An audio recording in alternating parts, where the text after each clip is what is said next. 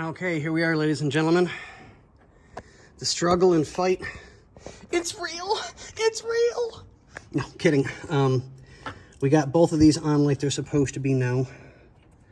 That was a bit of a nightmare to try and get them on without damaging them because they're very stiff. You know, they've got to be because they're pushing air into the carburetors. And they're SU carburetors, so they're absolutely wonderful.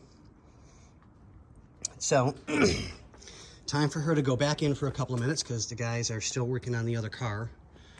So I'm going to squeeze underneath and see what I can see real quick and do the best inspection I can for what I've got to work with for the moment. But yeah, the guys are really going nuts with the other car to try and get it done for the customer.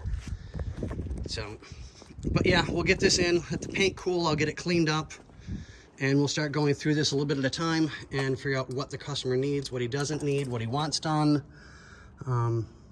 We'll just double check everything. This is just an exquisite car. I can't say it enough. I really can't.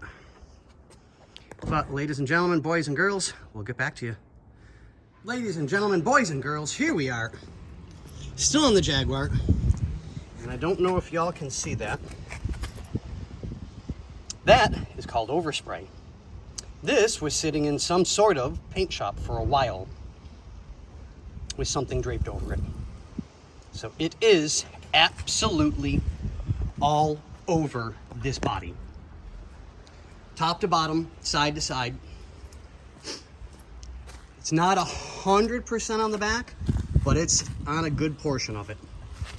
So we're gonna see what we can do about this today while I've got some time, because I'm actually getting ready to get out of here in a few minutes. So we'll see what we can do to address the issues, and then as soon as I'm done for the day, it will go back inside.